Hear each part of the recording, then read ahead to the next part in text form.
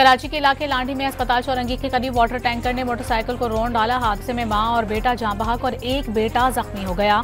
Defence में गाड़ी की टक्कर से नौजवान जाँ बहक।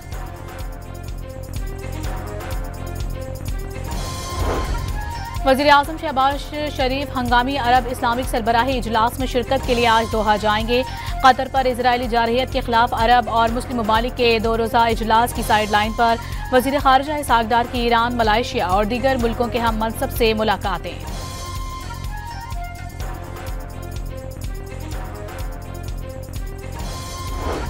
इजरायली जारहियत खित्ते के अमन के लिए खतरा करार। अरब और इस्लामी ममालिक ने कतर की खुद मुख्तारी के तहफ़्फ़ुज़ के लिए कानूनी इक़दाम की हिमायत कर दी।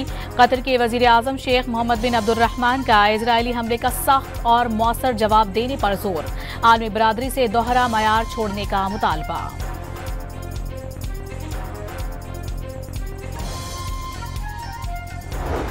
वज़ीर ख़ारिजा इसहाक डार ने मशरिक़ वुस्ता में इजरायली अज़ाइम की निगरानी के लिए अरब इस्लामी टास्क फोर्स कायम करने की तजवीज़ दे दी।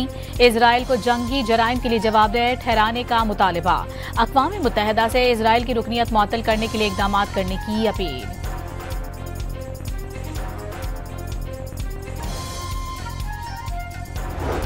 दरिया सतलुज का सैलाबी पानी मोटरवे के करीब आ गया। मोटरवे M5 दूसरे रोज भी जलालपुर पीरवाला से उच्च शरीफ तक बंद। जलालपुर पीरवाला में सैलाबी सूरत हाल बरकरार।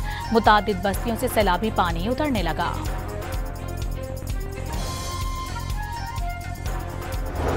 दरियाई सिंध में गुड्डू, सक्खर और कोटड़ी बैराज पर पानी की आमद में इजाफे का सिलसिला जारी। गुड्डू बैराज पर पानी का बहाव बढ़कर 6,35,000 क्यूसिक हो गया। सक्खर बैराज पर पानी की आमद 5 लाख क्यूसिक हो गई। कोटड़ी बैराज पर 2.5 लाख क्यूसिक से जायद रिकॉर्ड।